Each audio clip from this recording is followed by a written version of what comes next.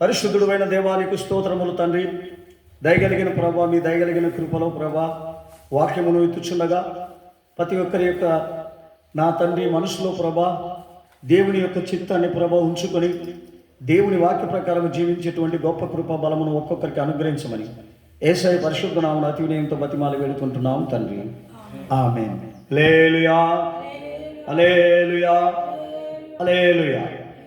మనము 3 అంశములను గురించి మనం తెలుసుకుందాం. ఒకటి, శరీరము పరిశుద్ధపరచబడాలి అంటున్నాడు దేవుడు. రెండోది, ప్రాణము పరిశుద్ధపరచబడాలి అంటున్నాడు. మూడోది, ఆత్మను పరిశుద్ధపరచబడాలి అంటున్నాడు. ఈ 3 దేవుని యొక్క రాజ్యంలోనికి వెళ్ళే ఈ శరీరాన్ని పరిశుద్ధపరచాలా అంటున్నాడు. అందుకని మనం మొట్టమొదట శరీరమును ఏ రీతిగా పరిశుద్ధపరచాలనో మనం తెలుసుకుందాం. లేవియాకాండము 11వ అధ్యాయము 3వ వచనంలో మనం చూసినప్పుడు ఈ శరీరాన్ని ఏ రీతిగా పరిశుద్ధపరచబడాలి చూద్దాం. లేవియాకాండము 11వ అధ్యాయం 3వ వచనం, శరీరాన్ని పరిశుద్ధపరచబడాలి.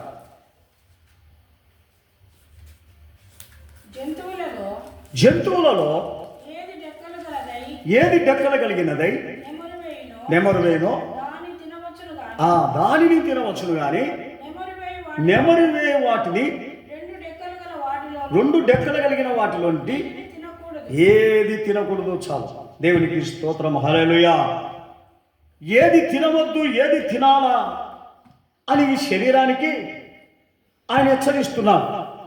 ఏది చేయాలా, ఏది చేయకూడదు అని కూడా ఈ శరీరానికి దేవుడు మనతో హెచ్చరిస్తున్నారు.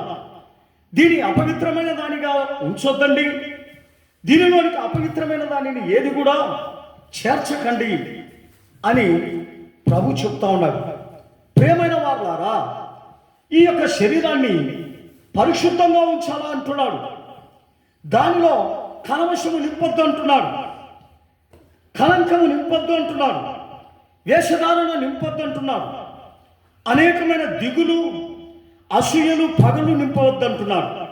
ఆయన ఏ రీతిగా మనకు ఆ శరీరాన్ని ఉంచాలని చెప్తా ఉన్నాడు గమనించండి. ప్రియమైన వారులారా, రోమీయులకు రాసిన పత్రిక 12:1-2లో మనం చూసినప్పుడు ఇటువంటి యొక్క స్వభావమును ఈ శరీరంలో ఉంచాలా అంటాడు. రోమీయులకు రాసిన పత్రిక 12:1-2, కాబట్టి సహోదరులారా, ఈ శరీరమును పరిశుద్ధమును దేవునికి అనుకూలమునైన సజీవ యాగముగా మీ శరీరములను ఆయనకు సమర్పించుడి అని దేవుని వాత్సల్యమును బట్టి మిమ్మలను బతిమలాడుకొనుచున్నాను. ఇట్టి సేవ మీకు యుక్తమై ఉన్నది. మీరు ఈ లోక మర్యాదను అనుసరించక ఉత్తమమును అనుకూలమును సంపూర్ణమునైన దేవుని చిత్తమేదో పరీక్షించి తెలుసుకొనున్నట్లు మీ మనసు మారి నూతన మగుట వలన రూపాంతరము పొందుదురు. దేవునికి స్తోత్రం. హల్లెలూయా.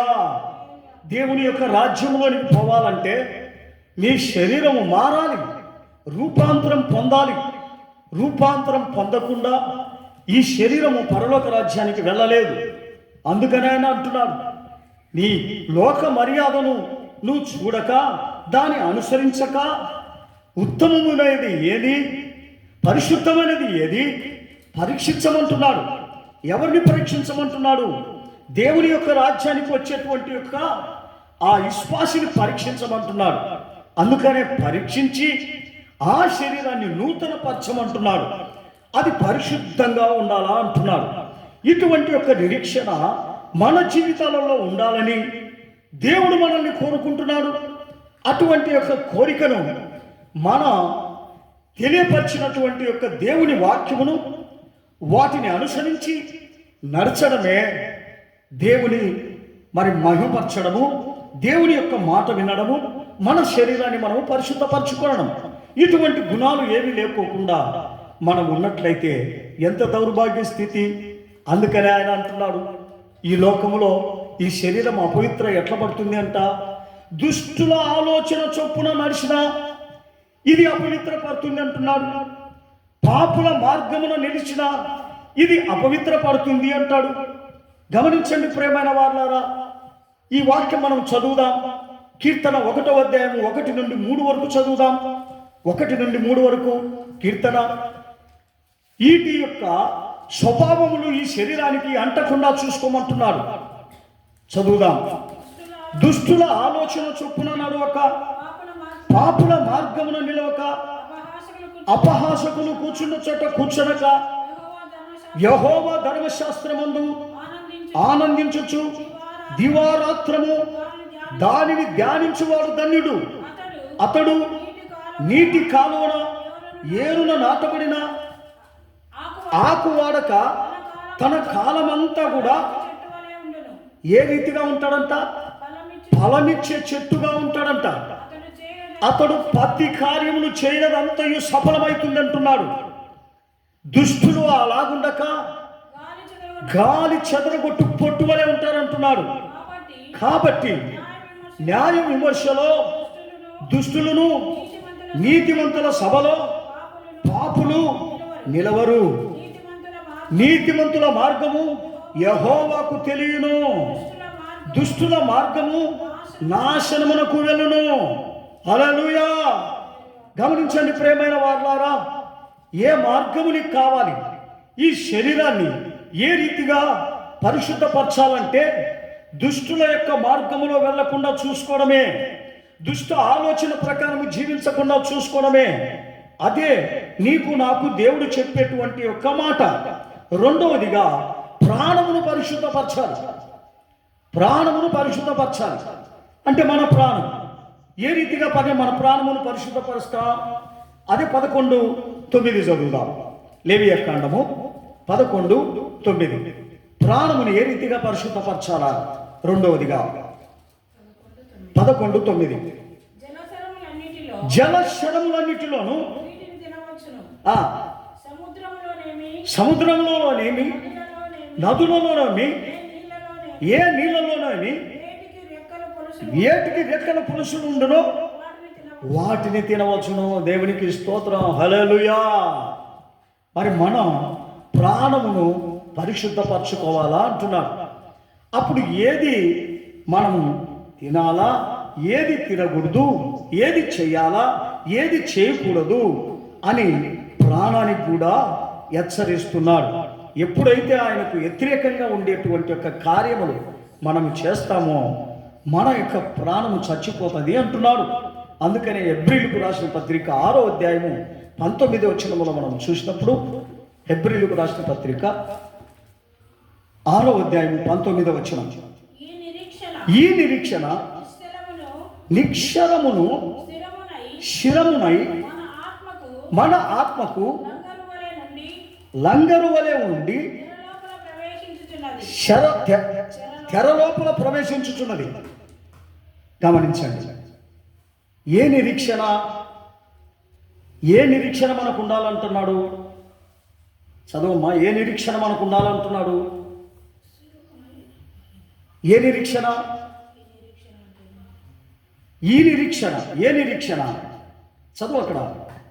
మళ్ళీ చదువు. ఈ నిరీక్షణ నిశ్చలమును, శిరము అంటే నిశ్చలమైన జీవితము, శిరమైన జీవితం మనకు ఉండాలని, తన ఆత్మకు లంగరుగా ఉండాలని. మనం ఆ రీతిగా ఉన్నామా? చంచలత్వం. ఇప్పుడు ఒక గుణం ఉంటే ఇంకొకసారి ఒక గుణం ఉండదు. ఇప్పుడు మాట్లాడిన మాట ఇంకొకసారి మాట్లాడాలి. చంచలత్వంతో ఉంది. నిర్మలమైనటువంటి ఒక మనుషుతో లేదు ఇది ఆత్మ. అప్పుడు ఈ ఆత్మ ఎక్కడుంది?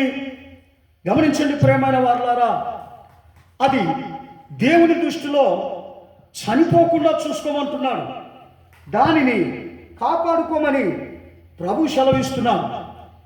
ఆ రీతిగా మనము నిలకడ లేకుండా, నిశ్చలమైనటువంటి ఒక గుణము లేకోకుండా మనము జీవించినట్లయితే అది ప్రాణము మనము దేవుని దగ్గర లేదని అర్థం. అందుకనే 1 యోహాను 5:4 మనం చూసినప్పుడు, 1 యోహాను 5:4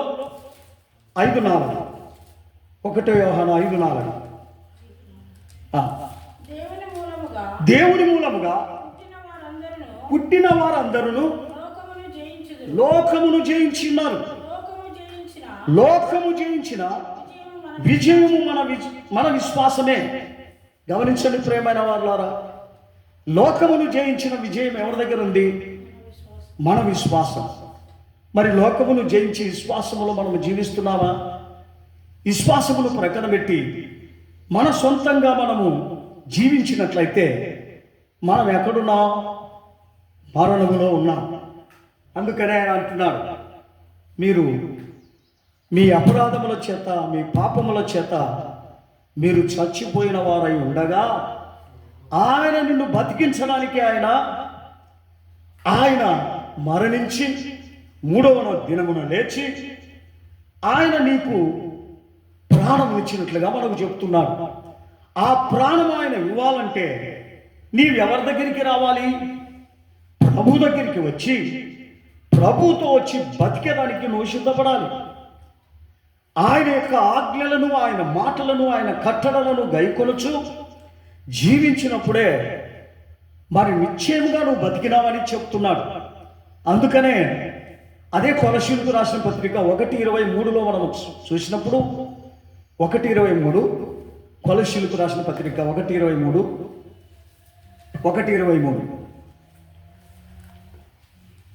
కొలసీ 1:23 పునాది మీద కట్టబడిన వారై శిరముగా ఉండి మీరు వినిన దానిని ఆకాశము కింద ఉన్న సమస్త సృష్టికి ప్రకటింపబడినట్టు ఈ సువార్త వలన కలుగు నిరీక్షణ నుండి తొలగిపోక విశ్వాసమందు నిలిచి ఉండిన ఎడల ఇది మీకు కలుగును. పౌలను నేను మా సువార్తకు పరిచారకునైతిని. గమనించండి ప్రియమైన వారులారా, సువార్త నమ్మినప్పుడు బతుకుతున్నాం. దేవుని వాక్యం వినినప్పుడు బతుకుతున్నాం. దేవుని యొక్క చిత్తములో మనము జీవిస్తున్నప్పుడు మనము బతుకుతున్నామని చెప్తున్నాడు. మన ప్రాణానికి సేద కలుగుతూ ఉంది. మన ప్రాణానికి ఒక రక్షణ కలుగుతూ ఉంది. అటువంటి యొక్క నిరీక్షణ మన దగ్గర లేకోకుండా చంచలత్వమును, మనము ఈ లోక మాలిన్యమును మన యొక్క హృదయానికి తగిలించుకొని మనం మన ప్రాణానికి తగిలించుకొని నెమ్మది లేక, సమాధానం లేక, శాంతి లేక దినదినము బతుకుచూ ఉండి సచ్చిన వారముగా ఉన్నట్లయితే ఏమి ప్రయోజనం ఉంటుంది? ఏమైనా ప్రయోజనం ఉంటుందా ఆ మనిషినికి? బతుకుచున్నానే కానీ నేను చచ్చినట్లేని ఎందరో చెప్పుకుంటూ ఉంటారు. అంటే ఆ మనుషులు ఈ లోక సంబంధమైనటువంటి ఆశల వలన, ఈ లోక సంబంధమైనటువంటి యొక్క స్నేహము వలన, మోసపోయినటువంటి యొక్క జనుల వలన వారి ప్రాణము చచ్చిపోయింది భూమి మీదనే. దేవునికి స్తోత్రం. అందును బట్టి వారు మంచాన పడి ఉన్నా ఇదిగో నేను బతికి ఉండి ఏం ప్రయోజనం లేదని వాపోతా ఉంటారు. ప్రియమైన దేవుని బిడ్డ, దేవుని యొక్క చిత్తములో నీవు దేవుని యొక్క మరి ఆయన యొక్క మరణములో పరిశుద్ధపరచబడినట్లయితే ఆ మాట చెప్పవు. ఇదిగో నేను ఈరోజు యేసుప్రభు వచ్చిన సంతోషంగా దేవునితో నేను వెళ్తాను, ఆయనతో కూడా నేను ఉంటాను అనే నిరీక్షణ ఈ భూమి మీద ఉంటుంది. అటువంటి నిరీక్షణ కొరకే నీ ప్రాణాన్ని కూడా ఆయన పరిశుద్ధపరచుకోమంటున్నాడు. మూడవదిగా ఆత్మను పరిశుద్ధపరచుకుంటా అంటాడు. మూడవది ఆత్మను ఏ రీతిగా పరిశుద్ధపరచుకోవాలి మనము గమనించండి ప్రియమైన వారులారా. మనం ఎఫెసీయులకు రాసిన యోహాను సువార్త 15వ అధ్యాయం 3వ వచనం చదువుదాం. యోహాను సువార్త 15వ అధ్యాయం 3వ వచనం. ఆత్మను మనము పరిశుద్ధపరచుకోవాలి. నేను మీతో చెప్పిన మాటను బట్టి మీరిప్పుడు పవిత్రులై ఉన్నారు. గమనించండి, ఏం చెప్పినాడంట ఆయన? నేను చెప్పినటువంటి ఒక మాటలు మీరు విన్న ఎడలా పవిత్రులై ఉన్నారు. నేను చెప్పిన మాటలు మీరు వినకపోతే ఏ రీతిగా పవిత్రులై ఉంటారు? గమనించండి ప్రియమైన వారులారా, ఏ రీతిగా పవిత్రులై ఉంటారు? 4వ వచనం చదువు.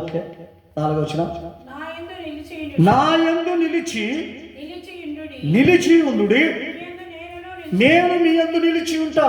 తీగ ద్రాక్షావల్లిలో తీగ ద్రాక్షావళిలో నిలిచి ఉంటేనే గాని తానంతకు తాను ఎలాగ ఫలిస్తుంది. అలాగే నా యందు నిలిచి ఉండువాడు నిలిచి ఉంటేనే గాని మీరు ఫలింపరు.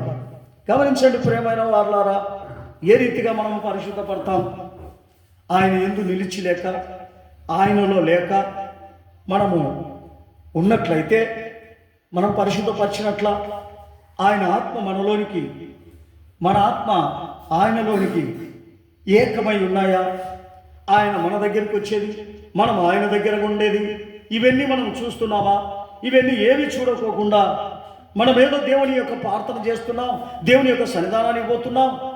దేవుని ప్రార్థన చేస్తే ఇంటన్నాడని నువ్వు గుడ్డితనంగా ఎలాగ అనుకుంటున్నావు? ఆయన నీ ఆత్మ సమాధానంగా ఉందా? శాంతిగా ఉందా? అది నెమ్మదిగా ఉందా? అది దేవునిలో ఉందా? దేవునిలో లేక ఈ లోకంలో ఉండేది ఏడుస్తూ బాధపడుతూ శ్రమ పడతా ఉందా? ఇవన్నీ నువ్వు చూసుకోవా? అది పరిశుద్ధంగా ఉందా? అపవిత్రంగా ఉందా? అన్యాయం అయిపోయిందా? పనికి రాకుండా పోయిందా?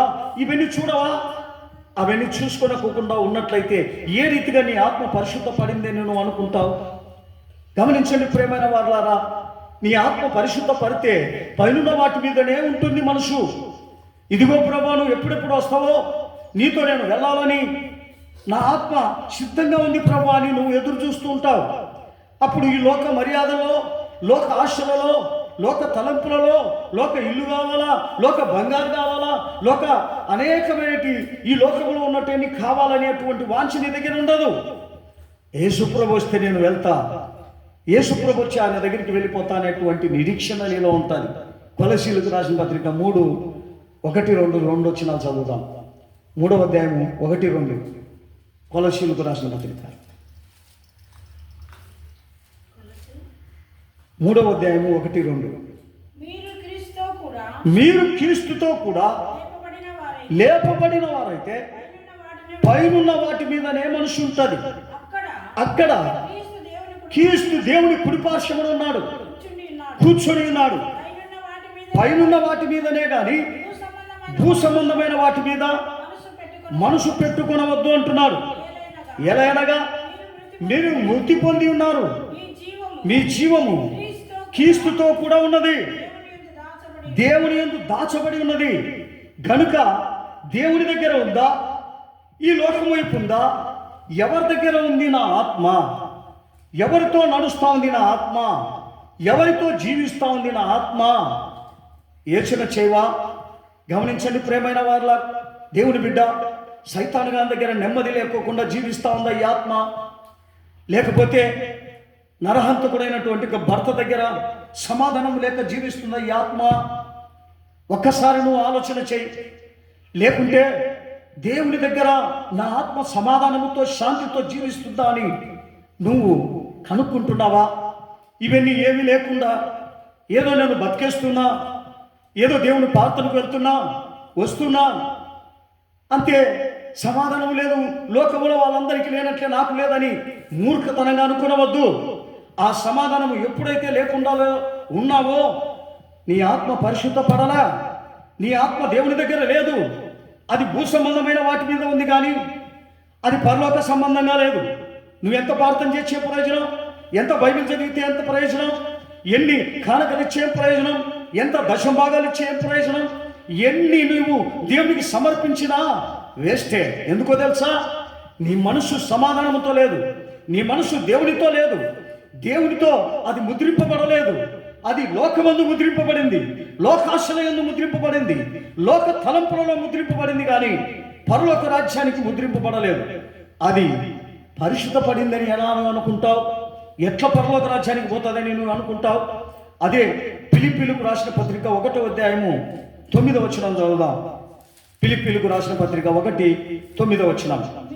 మీరు శ్రేష్టమైన కార్యములు వివేచింపగలవారొకటకు మీ ప్రేమ తెలివితోను సకల విధములైన అనుభవ జ్ఞానముతోను కూడినదై అంతకంతకు అంతకంతకు అభివృద్ధి పొందవలెనని అభివృద్ధి పొందవలెనని ఇందువలన ఇందువలన దేవునికి దేవునికి మహిమయు మహిమయు స్తోత్రము కలుగునట్లు స్తోత్రము కలుగునట్లు మీరు మీరు క్రీస్తు యేసు వలన క్రీస్తు యేసు వలననైనా నీతి ఫలములను నీతి ఫలములను నిండుకొనిన వారై నిండుకొనిన వారై క్రీస్తు దినమునకు క్రీస్తు దినమునకు నిష్కపటులను నిష్కపటులను నిర్దోషులను నిర్దోషులను కావాలనని కావాలనని ప్రార్థించుచున్నాను. ప్రార్థించుచున్నాను. 11 వరకు చదువు.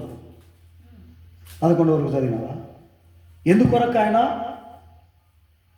నిష్కపటులు కాకుండానట్లు, నిర్దోషులై ఉండకుండా అన్నిటిని సలమాయించుకొని ఇవన్నీ నాకు మామూలే అంటే దేవుని ఆత్మ పరిశుద్ధపడిందా? అవన్నీ ఆ స్వభావాలన్నీ నీ దగ్గర ఉండకూడదు. ఆ బాధలన్నీ నీ దగ్గర ఉండకూడదు. దేవునితో నువ్వు సమాధాన పడి ఉండాలి. ఈరోజు ప్రభు వచ్చినా నా ఆత్మ పరిశుద్ధంగా ఉంది, ఇది పరలోక రాజ్యానికి వెళ్తుంది అనే నిరీక్షణ, అనే నమ్మకము, అనే విశ్వాసం నీ దగ్గర ఉండాలి. ఇటువంటివన్నీ ఏమి లేవు నాకు. ఇదిగో నేనేదో దేవుని సన్నిధానానికి పోతున్నా, ఏదో దేవుని మాటలు వింటున్నా, వస్తున్నా, అయిపోయింది పరలోక రాజ్యానికి దేవుడు నన్ను తీసుకుపోతాడంటే అది నీ మూర్ఖతనము, నీ అవివేకమే. గనుక ప్రియమైన దేవుని బిడ్డ, సమయం ఆసన్నమైంది. దేవుడు రాబోతున్నాడు. త్వరగా రాబోతున్నటువంటి యొక్క దేవుని యొద్దకు వెళ్ళడానికి ఎందుకు ఆ నిర్లక్ష్యమైనటువంటి జీవితం? ఎందుకు ఆలస్యమైన జీవితం? ఎందుకు దేవునిలో ముందుకు సాగకుండా ఇదిగో వనకూర్చుకుంటున్నావు? ఇదిగో దేవునిలో మంచి కార్యములు చేయకుండా, మంచి స్వభావము, మంచి పేరు ప్రతిష్ఠిత పొందకుండా ఎందుకు నీవు అవన్నీ కూడా నీకు రాకుండా చూసుకుంటున్నావు స్వార్థంగా? ఎక్కడికి వెళ్ళాలని అంటే ఈ వాక్యము విడిచి దేవుని రాజ్యానికి వెళ్తావా? ఈ స్వభావమును విడిచి దేవుని రాజ్యానికి వెళ్తావా? ఆయన అంటున్నాడు, నీవు ఏ రీతిగా ఈ భూమి మీద పడి ఏ రీతిగా జీవిస్తున్నావు, ఆ జీవితము మంచిదై ఉండాలంటున్నాడు. అది చెడ్డది కాదు, అది స్వార్థపరమైనది కాదు, అది అసూయకరమైనది కాదు, అది తను తాను తిని దాన్ని సుఖించుకునేది కాదు. సకలమైనటువంటి జనులకు మహిమకరంగా ఉండాలని దేవుడు సెలవిస్తున్నాడు.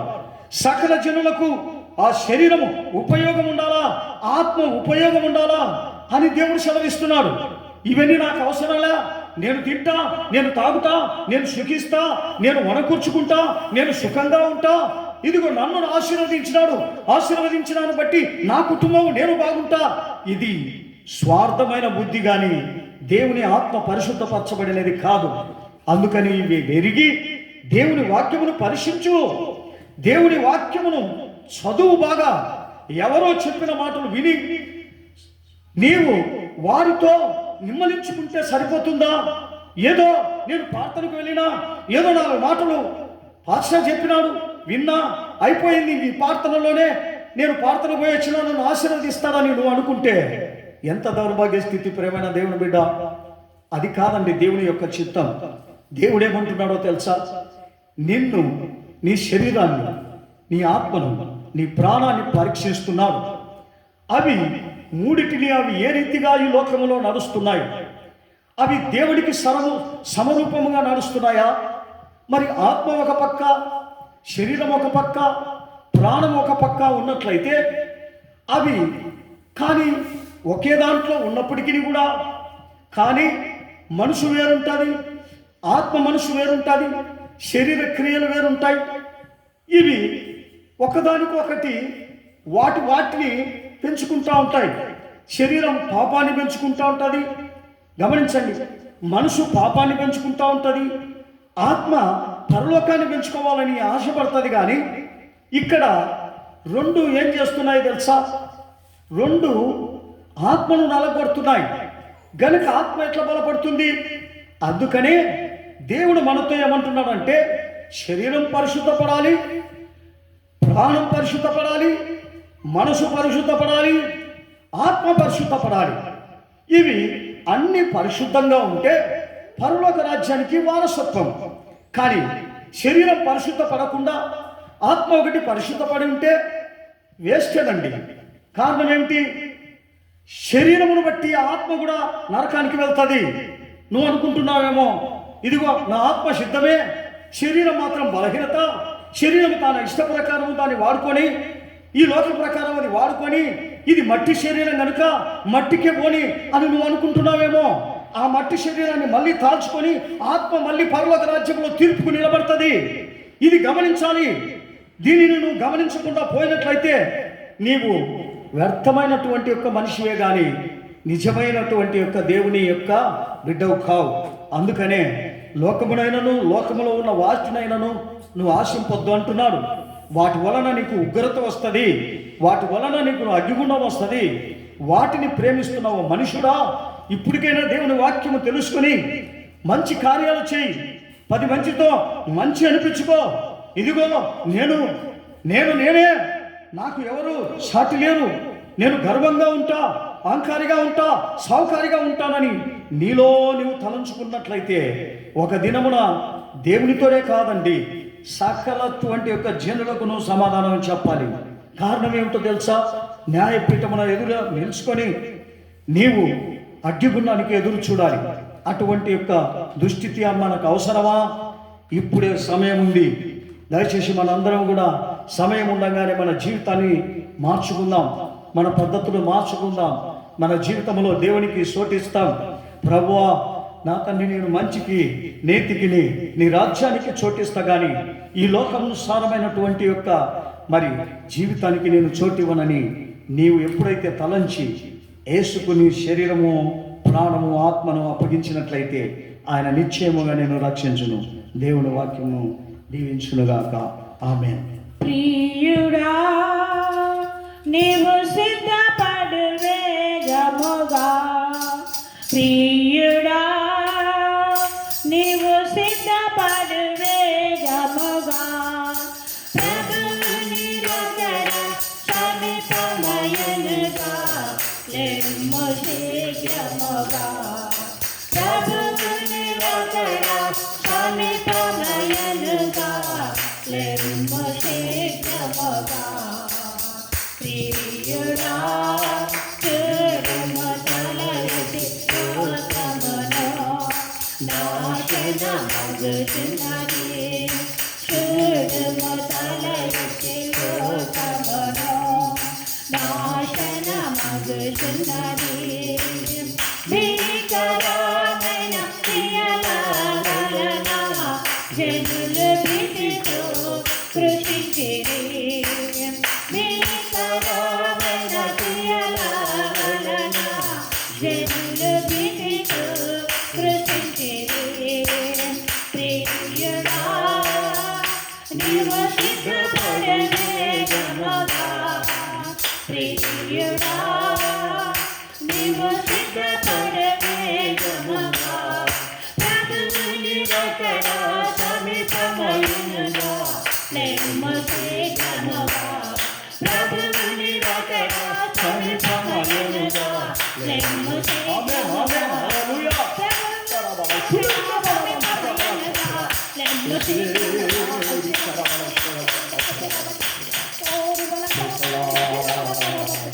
ఇంతవరకు ప్రభు మన మధ్యలో ఉన్నాడు కనుక దేవునికి స్తోత్రం చేస్తాం, ప్రార్థన చేస్తాం.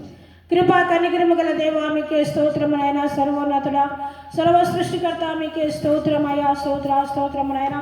అవును అతన్ని గడిచిన నెలంతా కూడా ప్రభావములు కనుపాప వలె కాపాడినైనా, ఇక 4వ నెల మొదటి వారం నా అతని మమ్మలను ప్రభావములు సజీవుల లేఖలో చేర్చినైనా మీకు సన్నిధానంలో ప్రభావం మీకు నామను స్తుతించి మహిమపరచడానికి కృపను బట్టి కూడా మీకే స్తోత్రమునైనా. ఇంతవరకు కూడా ఆత్మస్వరూపినిగా మా మధ్యలోనికి వచ్చి ప్రభావ మాతో మాట్లాడిన వాక్యం బట్టి కూడా మీకే స్తోత్రమయ్యా.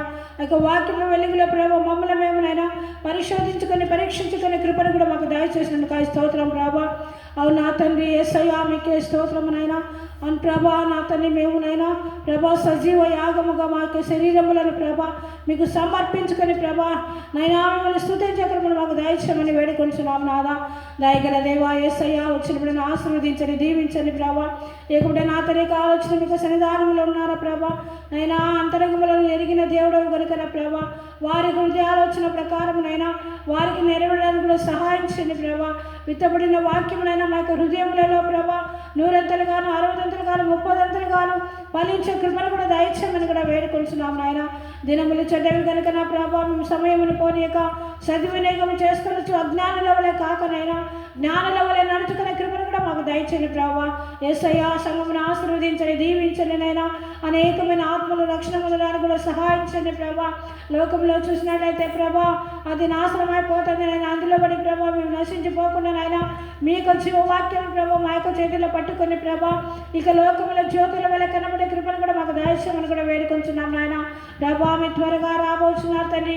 అవును నా ప్రభా మేము పైన వాటి మీదనే కానీ భూ సంబంధమైన వాటి మీద మా యొక్క మనసు ఉంచుకొనక ప్రభా అయినా పైన వాటి మీదనే ప్రభా మేము మనసు ఉంచుకొని ప్రభా ఎదురు చూసే కృపను మాకు దయచేయమని కూడా వేడుకొంచున్నాము నాయన. త్వరగా రావచ్చు నా నిత్య రాకడలో ప్రభా మేమందరం కూడా నైనా పరిశుద్ధులమునై ప్రభా మీకు ముఖ దర్శనం చేసుకునే మాకు దయచేయమని మా ప్రభువును మా రక్షకుడైన నాథుడైన యేసుక్రీస్తు పరిశుద్ధ నామములో అడిగి వేడుకుంటున్నాం తండ్రి. ఆమేన్. స్తోత్రం స్తోత్రం స్తోత్రం. నా ప్రాణమయ యెహోవాను స్తుతించుకున్నాను, సమస్తమైన పరిశుద్ధనామమును స్తుతించుకున్నాను. నా ప్రాణమయ యెహోవాను ఆయన చేసిన ఉపకారం దేనిని మరొక అందరూ దేవునికి స్తోత్రం చేస్తారు. స్తోత్రం స్తోత్రం స్తోత్రం. హల్లెలూయా హల్లెలూయా హల్లెలూయా